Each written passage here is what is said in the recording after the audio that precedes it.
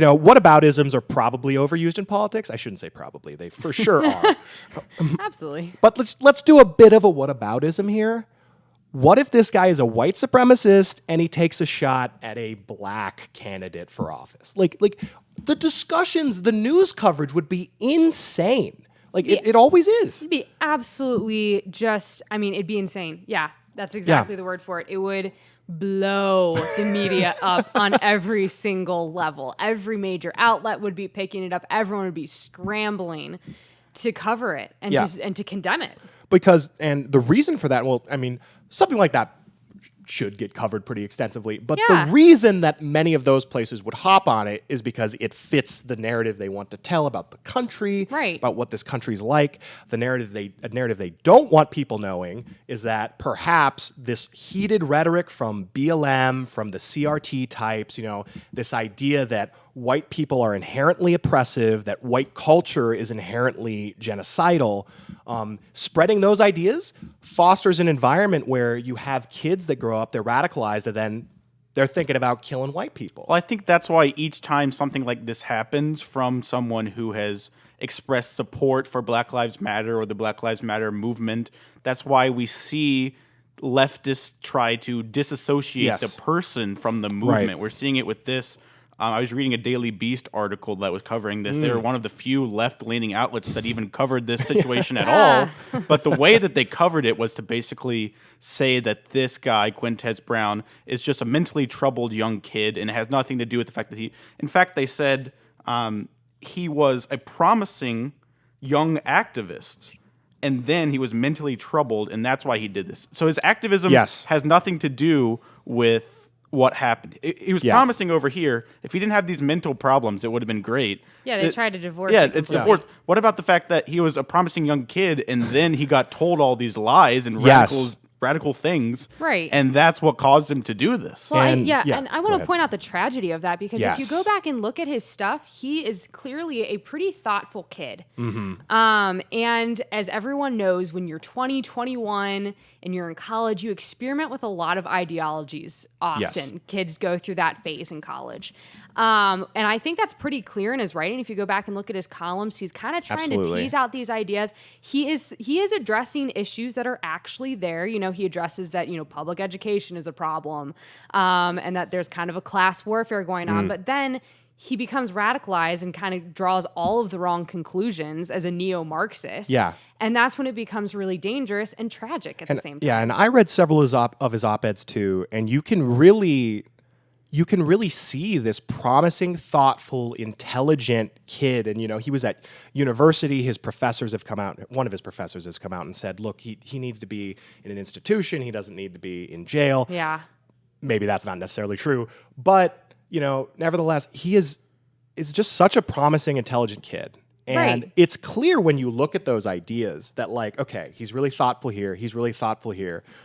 Oh, this is a really shallow catchphrase that he's just been indoctrinated with. The founding fathers were slave owners, and that's what this whole country is about because it's been that way from the beginning. That kind of line shows, okay, you actually haven't studied this at all. You've been told this, and now it's become a part of your ideology. And the problem is then ideas have consequences. Yes. So he's bright, but he snatches on to wrong ideas, and then guess what? Those ideas get implanted, and they form your actions. But that's what's so dangerous about these radical groups, like Black Lives Matter or whatever group, the Black Hebrew Israelites, whatever you want to say. They take things that are true, issues that are there. Public education, is a problem. There is racism that exists. Yes. There was slavery. That was a problem. All these things are true. Yes. And then they take it and make it into something that it's not. And then people assume, well, because the first thing is true, then this next thing must be true. And because that's true, then I need to go shoot a potential candidate for mayor. It's like a slippery road, but it's based on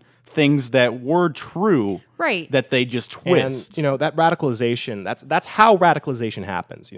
I've read, Steven Pinker talked a lot about how radicalization on the alt-right happens, how they suck people in. Yeah. And the way it works is those groups hold on to a kernel of truth that no one else is willing to tell. And that sucks these people in, and then they're willing to believe all the lies that follow. Exactly. People aren't radicalized by completely false ideas. Yes. You are radicalized by something that is true at its foundation, at the very least. Yeah, and, the idea that BLM Louisville has been pushing, that the Daily Beast is pushing, that this guy's lawyers, Quintez Brown's lawyers are pushing, is that this was a mental health crisis. It wasn't radicalization. But I mean, you just from reading his stuff, from looking, if it was a mental health crisis, why wouldn't he just open fire in public? Why would he go to a politician's office? Why would it be and then directed? Yeah. Start opening fire. But it's BLM, them heating up the rhetoric. All of this insane racial rhetoric it's pretty. I am like 99% sure that is the cause for this, and we can place the blame. Well, there. I think that they're actually right that it does have to do with mental health. But it's because it has to be an element. They have twisted the way that he thinks. Yes, I mean, that's great. They have gotten in his brain that is a mental thing. Yes. But it's not independent from their movement. It's a part of it. Yeah, and mental health is a problem if he's actually legitimately suffering from mental health. Which, I mean, it seems like at some level he might be. There are some reasons, like for instance, maybe a year or two ago, I guess he went missing for a few days. Yeah. His family later said it was mental health issues why he was missing. But it's not just every crazy person that walks into a politician's office and tries to take a shot at him. Like that's a specific thing going on there. That's more specific, and it's one of those things. If he has mental health problems, that's pitied and he should be helped.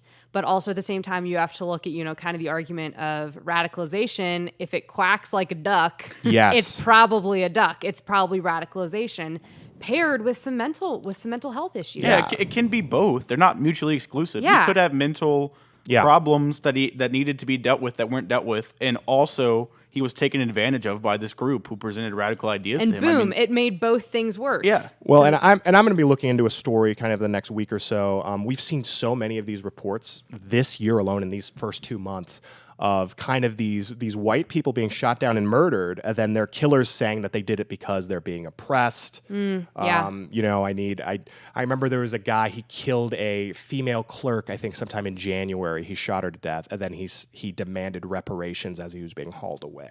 Wow. So this is... I did not know that. I could pull that up. I don't know if it was at a Subway. I forgot exactly where that was, but you can look that up. He was crying for reparations there's a video of him as police are hauling him away. But this is becoming more common. We got Waukesha, for example, the mass murderer who drove through a crowd with a car. He was a black supremacist, drove through a white crowd. I guess actually the media was saying it was the car that was responsible. Yeah, that's and the not same him. thing we're talking about here, which is the disassociation from his ideas to what he actually did. Yeah, Right. But we can really, if you look at what BLM has been doing the past several years, like that's where we can stop these things from happening. Yeah, BLM is it has terrible ideology because again, what they do, it's the whole kind of radicalization argument, is they do point out a problem. There are problems in our society that need to be fixed, but then they're like, okay, the answer to all these problems is just to tear down every institution. Yes.